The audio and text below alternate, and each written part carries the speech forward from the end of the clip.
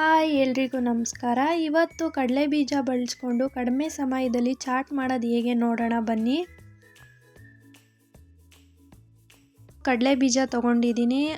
ಸ್ಪೈಸಸ್ಗೆ ಗರಂ ಮಸಾಲ, ಧನಿಯಾ ಪುಡಿ, ಖಾರ ಪುಡಿ ಮತ್ತು ಅರಿಶಿನ ಪುಡಿ ತೊಗೊಂಡಿದ್ದೀನಿ. ಇದನ್ನೆಲ್ಲ ಒಂದೊಂದು ಸ್ಪೂನ್ ತೊಗೊಂಡ್ರೆ ಸಾಕಾಗುತ್ತೆ. ಮತ್ತು ಕ್ಯಾರೆಟು, ಕಾಯಿ ತುರಿ, ಈರುಳ್ಳಿ, ಸಾಂಬಾರು ಸೊಪ್ಪು ಮತ್ತು ಟೊಮೆಟೊ ತೊಗೊಂಡಿದ್ದೀನಿ.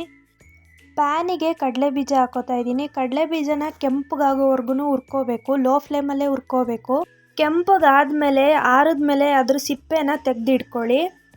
ಅದೇ ಪ್ಯಾನ್ಗೆ 1 ಸ್ಪೂನ್ ಎಣ್ಣೆ ಹಾಕೋತಾ ಇದ್ದೀನಿ. ಎಣ್ಣೆ ಕಾಯಿದ್ಮೇಲೆ ಅದಕ್ಕೆ ಖಾರ ಪುಡಿ, ಧನಿಯಾ ಪುಡಿ, ಗರಂ ಮಸಾಲ ಮತ್ತು 1 ಟೀ ಸ್ಪೂನ್ ಆಗೋಷ್ಟು ಅರಿಶಿನ, ಇದನ್ನೆಲ್ಲ ಒಂದು 10 ಸೆಕೆಂಡ್ಸ್ ಹಾಗೆ ಫ್ರೈ ಮಾಡ್ಕೋಬೇಕು.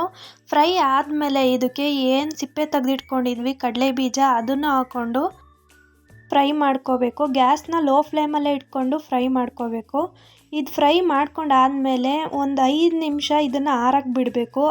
ಆದಮೇಲೆ ಇದಕ್ಕೆ ನಾವು ಏನು ಹೆಚ್ಚಿಟ್ಕೊಂಡಿದ್ವಿ ಸಣ್ಣದಾಗಿ ಹೆಚ್ಚಿಟ್ಕೊಳ್ಳಿ. ಈರುಳ್ಳಿ ಮತ್ತು ಟೊಮೆಟೊ ಹಾಕೋತಾ ಇದ್ದೀನಿ.